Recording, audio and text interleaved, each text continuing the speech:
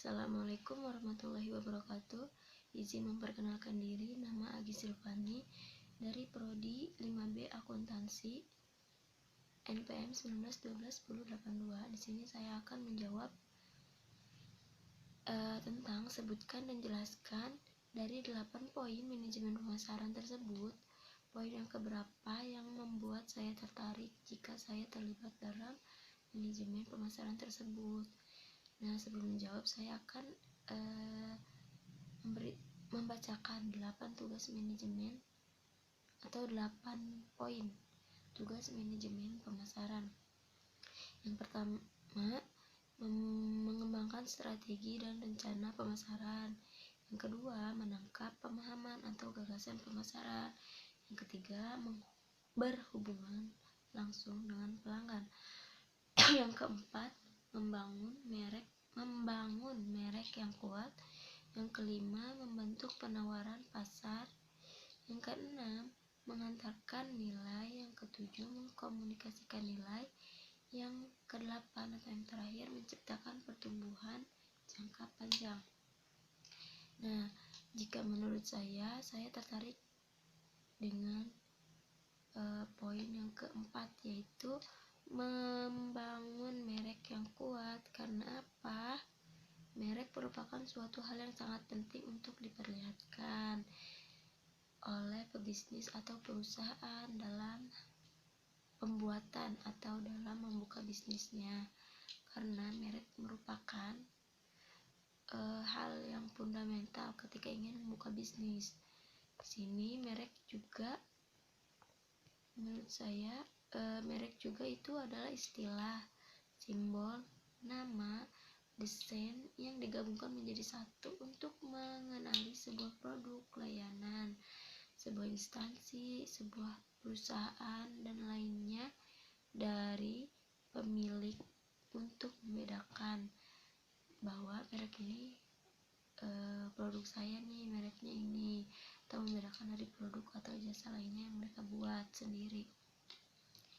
Di sini membangun merek yang kuat itu udah menjadi salah satu kewajiban bagi pengusaha atau pebisnis agar barang mereka atau merek atau produk yang mereka buat itu memiliki perbedaan dari produk lain.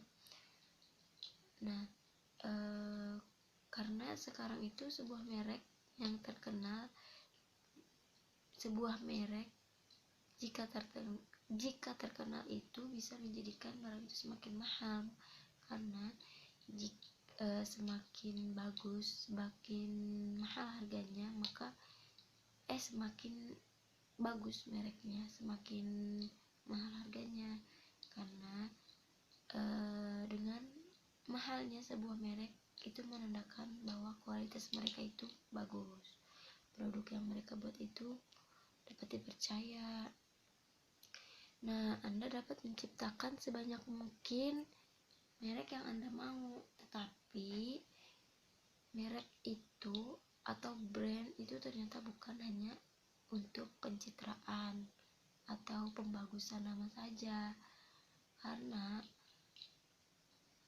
tidak sesaat ya, karena istilah tersebut juga melingkupi opini dan ekspektasi orang yang diciptakan oleh dia yang membuat mereknya. Begitupun contohnya ketika mendengar nama Aqua, apa yang ada di benak Anda? Ayo, pasti air mineral kan? Memang meskipun kini merek air mineral yang dijual di pasaran tidak hanya Aqua, contohnya ada Mineral, Sanqua, 7, itu tidak memungkinkan gitu kan ya, namanya membekas. Karena merek Aqua itu kayaknya membekas gitu di pikiran orang banyak sebagai produk air mineral, sebagai produk air mineral utama mereka. Itu saya mau beli Aqua, aku mau nitip Aqua, padahal yang dibelinya nanti apa, air mineral gitu kan, bisa baik gitu.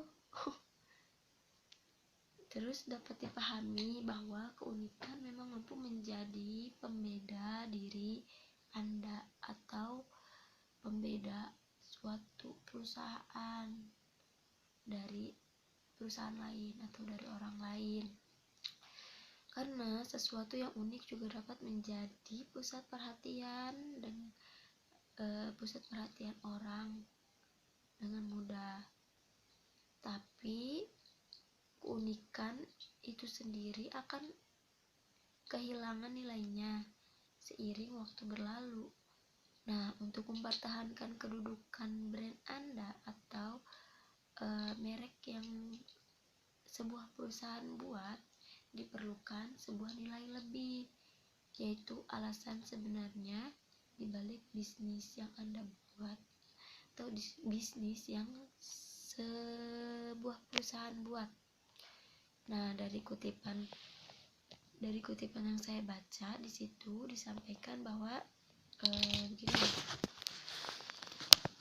dari sebuah produk dapat dilahirkan sebuah brand jika produk itu menurut persepsi konsumen mempunyai keunggulan fungsi atau function brand, terus menimbulkan asosiasi dan citra yang diinginkan konsumen atau image brand, serta membangkitkan pengalaman tertentu ketika konsumen berinteraksi dengannya atau experiential brand.